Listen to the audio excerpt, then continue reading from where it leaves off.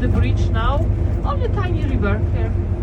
In Krakow much bigger, in Warsaw even bigger. This is the longest river we have in Poland, but it starts not very far from here. It has 1,000 kilometers, flows through the whole country, finishes in the Baltic Sea. Big river for the transportation in the Middle Ages. The mother of Polish rivers, for us the most important and the longest we have. So that was Wisła. In fact, our Oświęcim, Auschwitz lies on the bank of Wisła River, where one of the tributaries is getting in Soła. So like it's in the port. And in fact, into Soła River, the Germans used to throw the human ashes, which were then going into Wisła and into the Baltic, yes, including Father Maximilian Kolbe and Edith Stein. So I started mentioning about Auschwitz I, that it was started for the Polish prisoners in 1940. The Germans opened it on the 14th of the June 1940 with the first transports, including the transport of some of the priests too, and Polish political prisoners from Tarnów.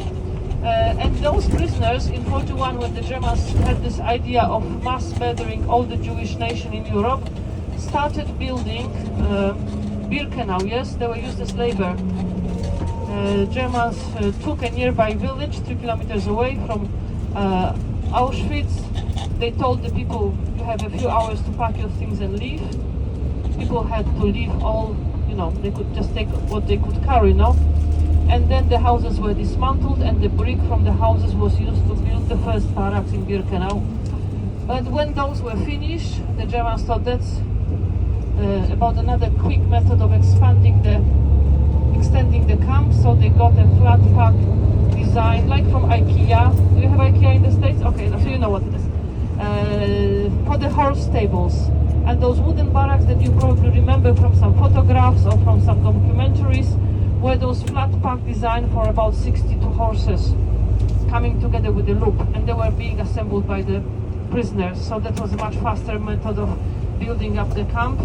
It was huge and enormous, really.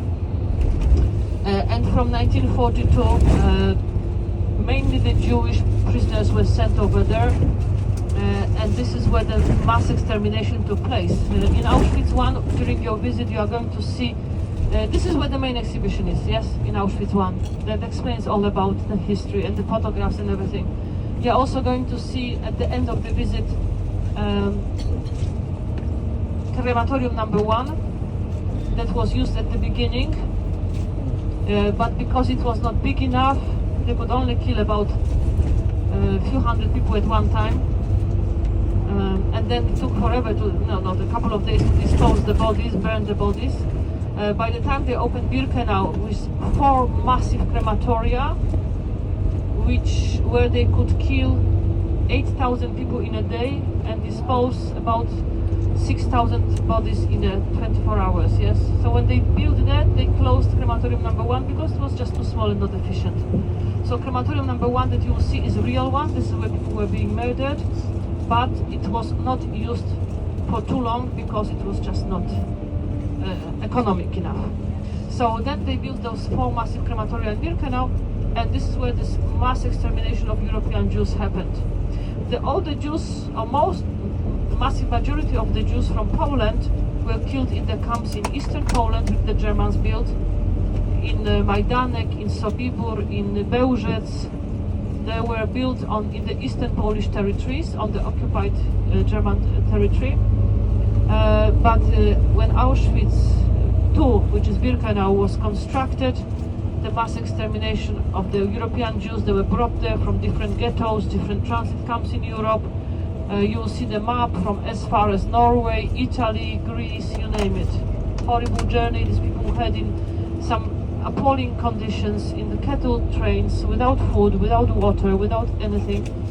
Very often if they traveled like for a week, many of them never made it to the end. And if you imagine traveling, I mean, we sometimes complain it's too hot, too cold.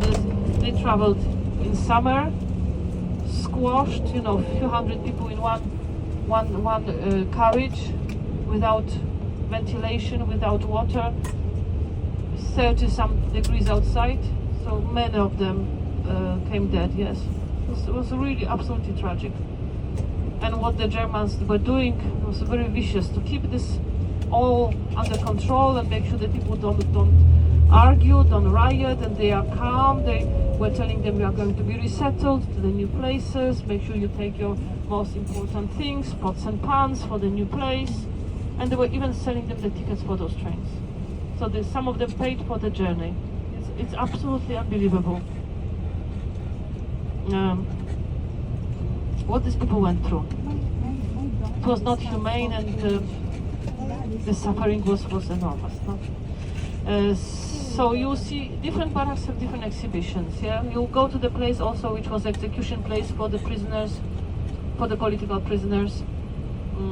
Like I said, it takes about 1 hour 45. And so that will be the time for you. We won't have a chance to go to Birkenau. There is no exhibition there. It's just an open space. So we are going to do Auschwitz 1. We'll do Auschwitz 1. And then we'll continue to the sanctuary, which will be great also. I think that's a good place to pray for, also for the soul of all the people that were killed. No, you can have it today. I will tell you one thing that moved me a lot this year. It's my personal story. I'd like to share something with my guests because I have a microphone. No, this is a joke. I went last year with my mom to Rome. We spent a week together in April. We did all the sightseeing, all the places. We saw Pope Francis. I'll tell you another day. And then this year we decided to go again because there were so many things we haven't seen yet. Yes, so we went there for another week with my mom, just the two of us. We stayed actually in the same place because we found it very comfortable, the same apartment in the Trastevere, in the center of Rome.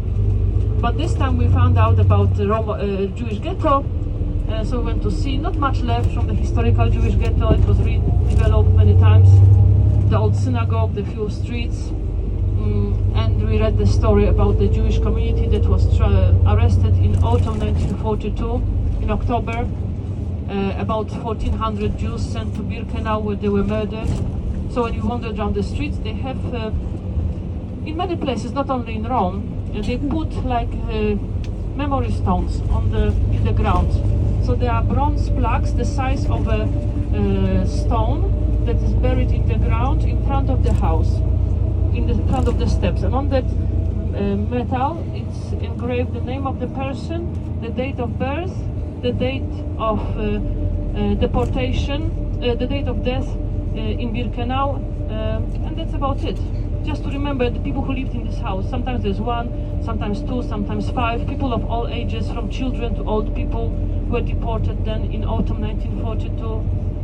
And it just made me think about this Jewish community. You know, people who traveled all this way. They were taken on those trains through probably some transit camp. Massive journey to be killed. You know, and then we went back home to where we stayed.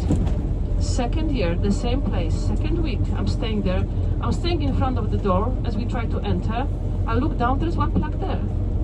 And I look at this, it says Michele Miele. He was my age more or less when he was arrested. He was 51. He was arrested and he died. No, he was arrested on the 18th of April 1944. And guess when I spotted this plaque? On the 18th of April 2024. Exactly 80 years on the moment of his departure. So I thought, well, this is a sign for me. I need to sort of follow a bit of the story of these people, just to remember them. It's there to remember them, no?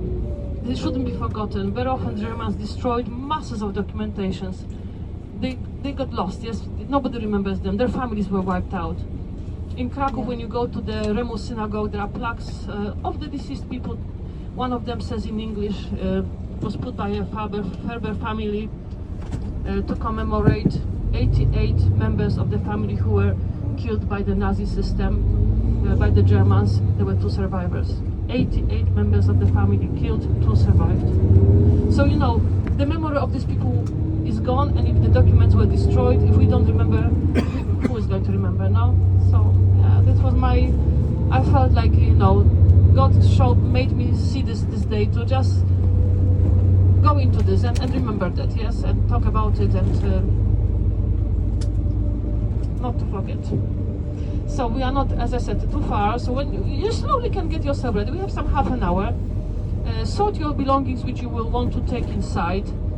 Whatever you don't want to take stays on the bus on your seat. It's going to be 100% okay. So get ready with the ticket in your pocket, ID, any sort of ID, water, phone, money. That's what you need with you. Anything else stays behind. And when we get there, I'll try my best to send our group with one guide. If they allow this extra 4 people that we have, that would be great, and you will visit the camp together. Hopefully, if not, I will have 4 people to go with the next group. Yes, our groups are all coming the same time to Birkenau, to Auschwitz, so you may, if needs be, 4 will join another group. What we can see is southern part of Poland, very hilly. This is what we are going to see today, tomorrow, and the day after tomorrow. So I will talk about the countryside a little bit more, but you can see it's very similar to what Slovakia and Czechs have. And I will be talking to you when we will be entering Oświęcim.